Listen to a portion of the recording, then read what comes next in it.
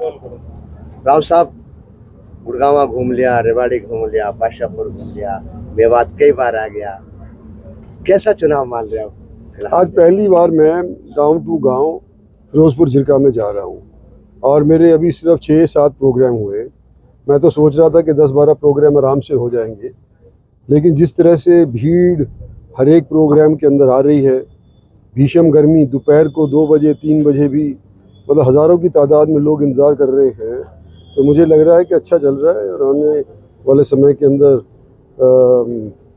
शायद यहाँ पहले की निस्बत अच्छी खासी वोटों से आगे बढ़ूंगा।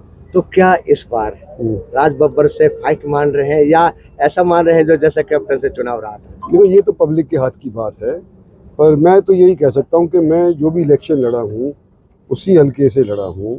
चाहे वो एमएलए का इलेक्शन था, 4 बार मैं एमएलए बना हूँ तो उसी हल्के से बना हूँ। 5 बार मैं ऑलरेडी लोकसभा का एमपी बन गया, उसी हल्के से मैं बार बार लड़ रहा हूँ। मैंने हल्का अपना चेंज नहीं किया है। और जब एक जगह पत्थर पड़ा रहता है तो उसका वजन ज़्यादा होता है, तो मैं समझता हूँ मेरा वजन आज के दिन लोग समझ लेंगे और मेरे को वोट देंगे। राज बब्बर एक आरोप लगा रहे हैं, आप कॉलोनियों में नहीं गए, जो मिलिट्री डीएलएफ जैसे शहर हैं वहाँ नहीं गए, वो छोटी बातें उठाते हैं, चाहे गंदगी की, बिजली की, पानी की, अस्पताल की, बस अड्डे, इस तरीके की बातें वो सामने रख रहे हैं। क्या माना जाए इनको? क्या वो नेशनल मुद्दों पे बात नहीं करना चाहते या ग्राउंड लेवल की बातों को, एक सरपंची लेवल की जो बातें हैं उनको रख के क्या मानेंगे इस बात को? आपने सही पकड़ा कि छोटी वोट बड़ी वोट के अंदर जो अंतर है वो शायद पहचान नहीं पा रहे। आज ये इलेक्शन देश के राज बनाने का इलेक्शन है, कॉरपोरेशन का इलेक्शन नहीं है, ज़िला परिषद का इलेक्शन नहीं है, एमएलए का भी इलेक्शन नहीं है। तो ये जो मुद्दे हैं कि हमारे यहाँ पर पानी नहीं आ रहा, ये हमारे पास सूरज नहीं लग पाया, ये सारे के सारे लोकल इश्यूज़ हैं।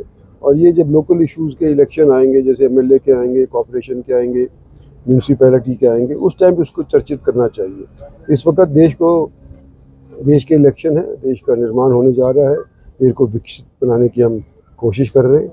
उस मद्देनज़र से हम आगे लोगों से वोट मांग रहे हैं और हमने डेवलपमेंट किया, डेवलपमेंट के नाते आज के दिन हम वोट मांग रहे हैं। 5 चरण पूरे हो गए हैं, 6ठे चरण में हमारा चुनाव है, तो अब तक क्या पोजीशन मान रहे हैं हम? किस तरीके से, क्या हम अभी 273 से 72 से पीछे हैं या आगे निकल चुके हैं या क्या कहेंगे? देखो, हमारी सरकार तो बन रही है, इसमें कोई दो राय नहीं है।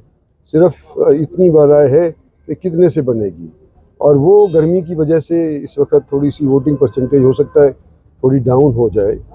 तो उसके लिए मैं सभी लोगों को एहतियातन कह रहा हूँ कि भाई गर्मी से इस बार नहीं डरना तुमने, और 12 बजे से पहले 50% अपनी वोट डाल देना। शाम तक होते होते शायद 70% तक पहुँच जाए, पर अगर शुरुआत में ही आप ढीले पड़ गए तो 50% से ऊपर नहीं जाएगी। अगर देखा जाए इस बार जो विरोधी हुआ करते थे, चाहे नसीम साहब हो, चाहे आज़ाद साहब हो, चाहे जाकिर साहब हो, आज वो आपके साथ कंधे से कंधा मिला के चल रहे हैं, तो क्या उम्मीद करते हैं? क्या जिस तरीके से आज मैंने देखा कि 2 लाख से ऊपर की उम्मीद है भाजपा को और आपको मेवात से मिले?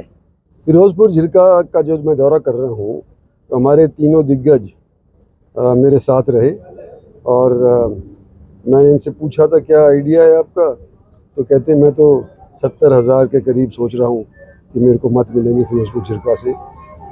ये तो 60,000 मिल जाए तो भी मैं खुश हूँ। सर, आखिरी सवाल, क्या वाकई में फिलहाल फाइट मान रहे हैं राज बब्बर से या क्योंकि नरम चुनाव है, क्या ज़्यादा मेहनत करनी पड़ेगी? मैं मेहनत ज़्यादा नहीं कर रहा, मेहनत तो उतनी कर रहा हूँ जो हर बार करता हूँ। मैं किसी भी इलेक्शन को हल्के में नहीं लेता, लेकिन मेरा मकसद इस चुनाव के अंदर मेहनत करने का ये है कि शायद मैं रिकॉर्ड तोड़ दूँ और हरियाणा के अंदर सबसे ज़्यादा वोटों से मैं जीत पाऊँ। इस चीज़ के लिए गर्मी के अंदर भी मैं प्रयास पूरे कर रहा हूँ। अब कितनी सीटें आप मान रहे चल रहे हैं हरियाणा में? वो तो देखो, हम क्या कह सकते हैं, तो कोशिश झूठ कब बोलते हैं? वो तो मैं झूठ तो बोलता ही नहीं हूँ, तो वो तो लोगों के ऊपर निर्भर है। Thank you. भरोसे का YouTube चैनल और सच्ची खबरें देखने के लिए हमारे खबर हक टीवी को सब्सक्राइब, लाइक और शेयर जरूर करें। और हाँ, सबसे पहले खबरें पाने के लिए बेल आइकन दबाना बिल्कुल भी ना भूलें।